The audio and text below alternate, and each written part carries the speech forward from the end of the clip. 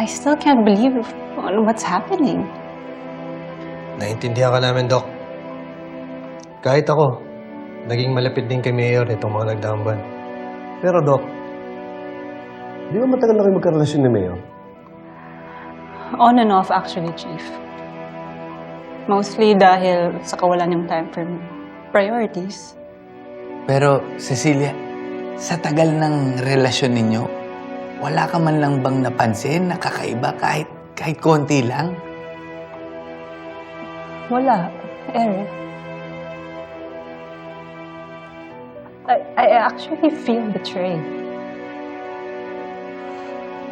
I had no idea na matagal na pala niya akong niloloko. Doc Cecilia, may alam ka ba kung saan siya pwede magtago? I can give you the addresses of their other properties outside Calabari.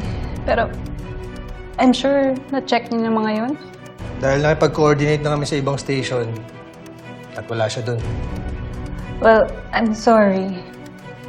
Pero hindi ko alam kung matutulungan ko kayo. Hindi ko alam na saan si Glenn.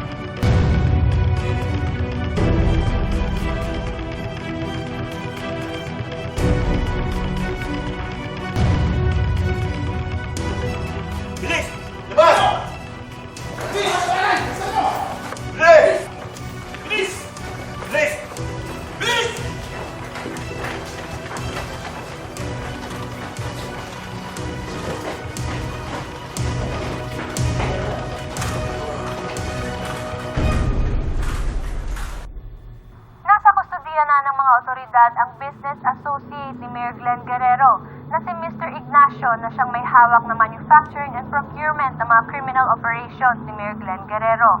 Ayon sa mga otoridad, malaki ang naging parte ni Mr. Ignacio sa pag-expose kay Mayor Guerrero at inaasahan din siyang tumayo bilang state witness sa oras na mahuli si Mayor Guerrero. Patuloy pong hinihikayat ng pulisya ang publiko na makipag-ugnayan sa otoridad sakaling may impormasyon tungkol sa kinaroroonan ni Mayor Glenn Guerrero.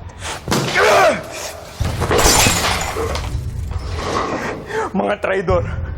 Mga traidor! Sinira niyo yung pamilya ko. Sinira niyo ang lahat. Papatayin ko kayo. Iisa-isahin ko kayo. Muli, siya po ay itinuturing na mapanganib at pinapayuhan ng publiko na mag-ingat. What's the juice? Yung contact ko, kaya doon tayong paalisin sa bansa na walang... Kaya doon tayong paalisin sa Pilipinas na walang problema. Ang unang bagsak natin, Guam. I am not leaving without Cecilia. Mayor, hindi siya nakikialam ako sa love life mo, pero baka dyan pa tayo sumabit kay Doc. Hindi mo ba naiintindihan, Roman? I have nothing left. My empire is gone. Kahit si Faye, hindi na sasama sa akin nun. Wala na sa akin si Faye. All I have is Cecilia. Gawin mo ng paraan yun. She's all I have left. Mayor, naiintindihan kita. Alam ko kung saan nang gagaling. Kaya lang sigurado ako nakausap na ng mga polisi, Doktora. Ano naman sasabihin sa mga pulis? She also has a part in this.